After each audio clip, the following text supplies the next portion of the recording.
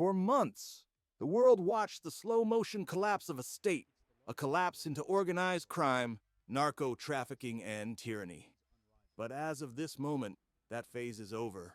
The slow burn has been replaced by a white-hot certainty. The United States is here, and it is not leaving. The centerpiece of this new reality is an engine of war so powerful, its presence alone is an ultimatum. The USS Gerald R. Ford CV-78, the largest, most advanced aircraft carrier ever built, is now operating in the Caribbean. This is not a port visit. This is not a training exercise. This is the forward command post for an operation targeting the highest levels of organized crime in the region. The message is unmistakable.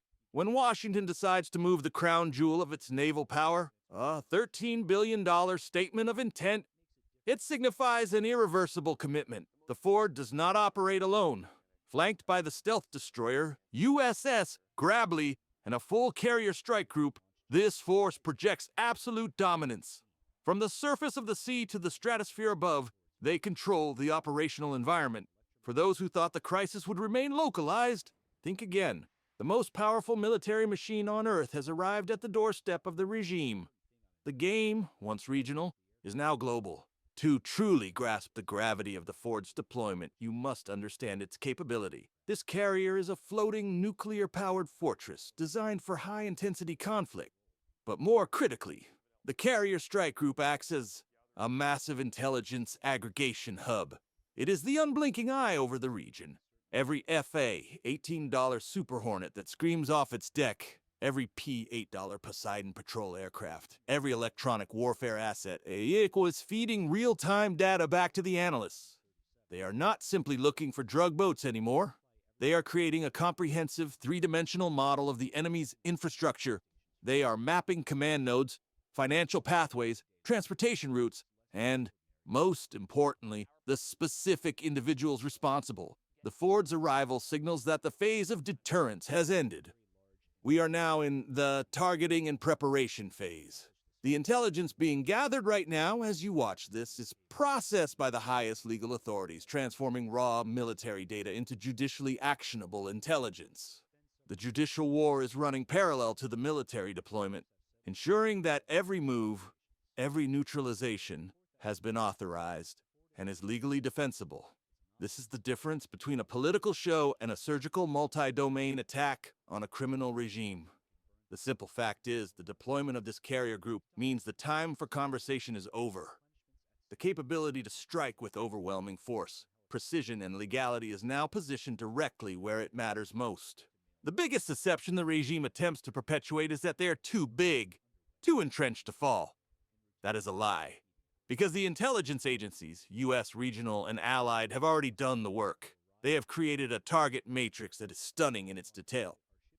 The targets are locked. We are talking about 600 identified objectives. This number is not a metaphor. It is a specific roster of targets that fall into three critical categories: individuals, processes, and locations. First, high-value individuals, the generals.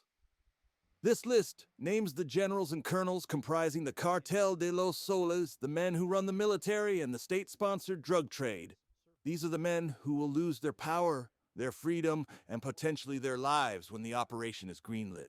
Second, the processes, the flow of crime. This covers the logistical heart of the criminal state. Money laundering networks, illegal gold mining operations in the Amazonas, and the specific coordinates of smuggling routes. Neutralizing the process starves the regime of its illicit revenue at the source. Third, critical locations, the nerves. This includes military bases used for narcotics storage, command and control bunkers, and key communications infrastructure. These are the nodes that, if neutralized quickly and simultaneously, render the regime deaf, blind, and unable to coordinate a unified response. The fact that this list of 600 objectives exists proves that the debate about what to do is over. The only question left is when the signal is given to execute the target package. The regime is not dealing with an abstract threat. They are dealing with a pre-selected target list with their names on it. And the target matrix is already achieving its first most powerful victory: internal collapse. The elite know the 600 list is real, and they are moving to secure their escape routes. Take the case of General Cesar Augusto Febres Cabello, a high-ranking official, a key operational piece of the military apparatus. His recent actions speak louder than any of Maduro's speeches. He just engineered the panicked extraction of his entire family, a convoy of over 50 people, to Madrid, Spain. This wasn't a family vacation. This was a fire sale extraction using massive amounts of cash, setting up foreign investments, and cutting ties with the crumbling state. This is the psychological trigger. When the generals who command the troops begin fleeing for fear of the USS Gerald R's reach, the loyalties of the rank and file evaporate. They see the truth. Their leaders have betrayed them, looted the country, and are now abandoning the sinking ship. The regime's military support is not loyal. It is mercenary. And once the price, the threat level, gets too high, the mercenaries run. The flight of the generals is the first seismic crack in the foundation of the state. Proof that the strategic pressure from the forward is working. Now, let's address the most crucial piece of propaganda, the threat of a guerra prolongada. A long, drawn-out, bloody conflict that would supposedly deter intervention. We are here to tell you this thesis is the most dangerous, pathetic lie the regime has left. The strategic conclusion: no prolonged war. All military simulations, all strategic wargaming conclude the same thing. The sheer, overwhelming power arrayed against the regime, now symbolized by the USS Gerald R, makes a prolonged conflict impossible. The operations, when they begin, will be executed with three characteristics: rapid, forceful, and short. The goal is not occupation. The goal is systemic shock and neutralization. This is about surgical strikes on the 600 objectives, simultaneously hitting command nodes, cutting communications, and decapitating the cartel leadership. Any force that attempts resistance, paramilitary groups, loyalist factions, will be contained and neutralized with overwhelming speed, preventing them from mounting any sustained counterattack. The ability of the Ford to deliver that rapid, overwhelming force is precisely why the generals are running. They know they cannot fight it. Furthermore, the other pillar of the regime's lie is the support of Russia, China, and Iran. We must be realistic. None of these global powers have an appetite for war with a U.S.-led coalition in the Caribbean. China is focused on economics in the South China Sea. Engaging in a long-range conflict over a bankrupt asset is illogical and costly. Russia's military is heavily committed elsewhere. Providing anything more than empty rhetoric and obsolete hardware is not an option. The Wagner Group phantom troops are a joke. A private security firm, not a genuine military asset. Iran is strategically contained by U.S. and Israeli operations. They are too far and too vulnerable to project any meaningful power across the Atlantic.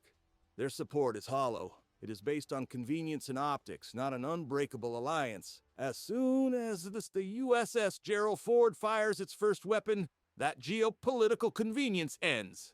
The regime will stand alone. This is the ultimate takeaway for the people.